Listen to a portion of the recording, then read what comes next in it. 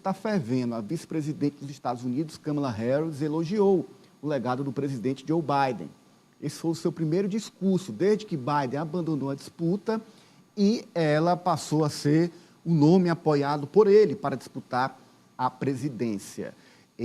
Ela que já teve, inclusive, vários apoios recebidos nas últimas horas e também muita doação que chegou ao novo nome que deve ser confirmado na disputa para a presidência americana. Veja.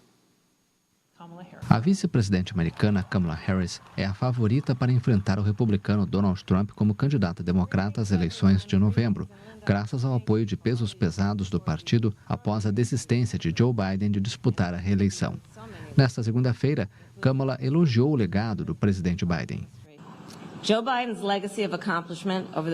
O legado de realizações de Joe Biden nos últimos 3 anos é incomparável na história moderna. Em um mandato, vocês podem aplaudir. Em um mandato, ele já superou o legado da maioria dos presidentes que cumpriram 2 mandatos. In one term, he has already surpassed the legacy of most presidents who have served 2 terms in office. A vice-presidente dos Estados Unidos arrecadou 81 milhões de dólares para sua campanha nas últimas 24 horas que se passaram desde que Biden desistiu.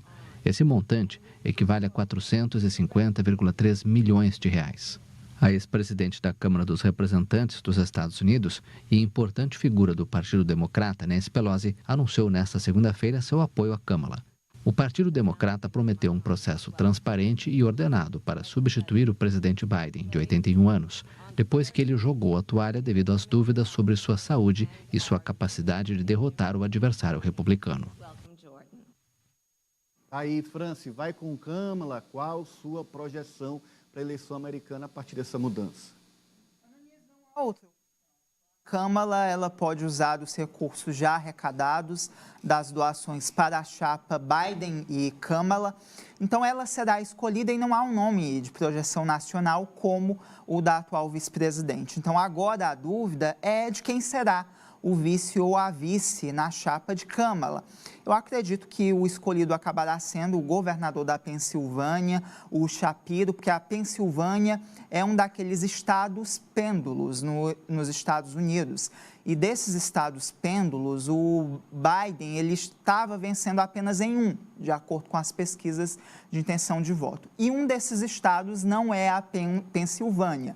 Então, tendo em vista a popularidade do governador, é uma opção para a vice da Câmara, porque vale lembrar que a eleição dos Estados Unidos é uma eleição definida com base nos colégios eleitorais, em uma soma de delegados e não uma maioria absoluta. Tanto que a Hillary Clinton ganhou no cômputo geral do Trump em 2016, mas nos colégios ela saiu derrotada daquela eleição, então a escolha do vice será muito estratégica para verificar quais as pretensões de vitória ou não da Câmara. Eu não acredito em uma chapa 100% feminina, porque também há a possibilidade de uma governadora, que agora me faltou a memória de qual estado, que também é um estado pêndulo, mas eu não vejo uma chapa 100% feminina, então eu aposto no governador da Pensilvânia como o vice da Câmara. Estados que tradicionalmente são democratas. A Califórnia, por exemplo, é um deles. Agora tem aqueles estados que mudam. Em uma eleição é democrata, na outra é republicano. São os pêndulos que decidem a eleição, por isso que é importante fazer essa conta. Cíntia. Olha, hoje foi um dia muito importante para a Kamala Harris. Primeiro porque ela começou o dia na Casa Branca, recebendo atletas americanos. Isso está bem relacionado com a ideia de vitória, de campeões jovens ali. E ela começou o seu discurso falando do Joe Biden, ressaltando a importância, a relevância dele, o papel que ele tem como ser humano e como presidente. Isso foi muito importante. Depois, ao longo do dia, a Kamala fez outro discurso que está sendo muito, muito reproduzido nas redes sociais. Agora há pouco, por exemplo, o ator Morgan Freeman, que é um apoiador dos governos democratas, publicou um trechinho da fala da Câmara. E é essa fala que está gerando muita interação, né? As pessoas estão replicando e esse trecho já está viralizado. Porque, ao falar isso que ela falou hoje, ela tira dela qualquer tipo de pecha de vítima. Ela não vai se vitimizar. Ela vai brigar com Donald Trump de igual para igual. Ela disse o seguinte, rapidinho. Ela começou a falar dizendo que antes dela ser vice-presidente, ela foi senadora eleita e era também procuradora. E enquanto procuradora, ela lidava com todo tipo de criminoso. Predadores que abusavam de mulheres, fraudadores que abusavam ou que burlavam o fisco e lesavam consumidores, e também criminosos que quebravam regras para os próprios, em benefício próprio. Então, me escutem, quando eu digo que eu conheço o tipo de Donald Trump. Ou seja, ela comparou Donald Trump com todo esse pessoal, toda essa leva de crimes, de criminosos que ela teve que lidar enquanto procuradora, na sua função de procuradora. E isso está sendo apontado como um discurso de quem vai para cima, né? Ela está dando aí a volta por cima, porque há uma tentativa do Partido Republicano de descredibilizar a imagem dela. Já antes disso, né, já havia uma tentativa muito forte. E ao ir para cima do Donald Trump, ela vira o discurso, ela muda a narrativa. Então, a narrativa que hoje está, o Biden precisa abandonar a presidência, porque ele não tem condições de ser candidato, ele não tem condições de ser presidente. O Trump debochando do Biden. Eu acho que esse discurso da Câmara abre uma nova página. Tem gente que usa a expressão virada de chave para qualquer bobagem, né?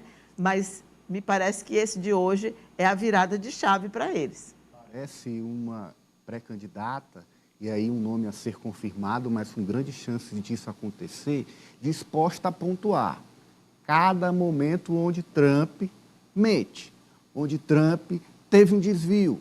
O que estava faltando nessa eleição, Alessio? A gente via nos debates uma série de mentiras ditas pelo presidente, mas que passava, ninguém contestava firmemente, né?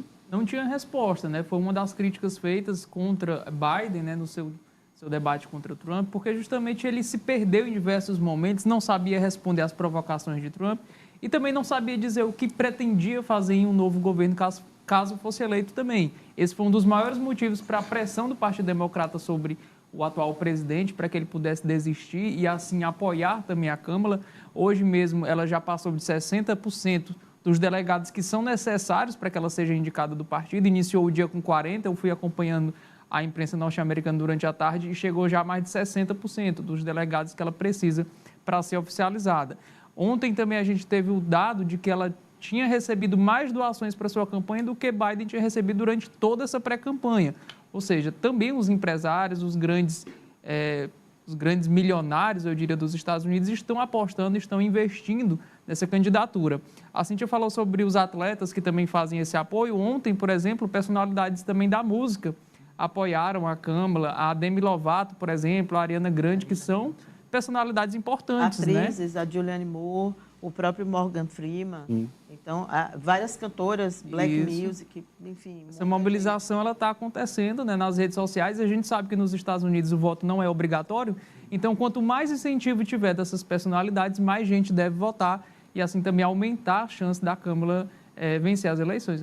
Teve trecho de discursos da Câmara transformado em memes no TikTok, viralizando no TikTok, misturado com música americana, ou seja, muito parecido com a campanha do Obama, que a campanha do Obama foi decidida nas redes sociais, né?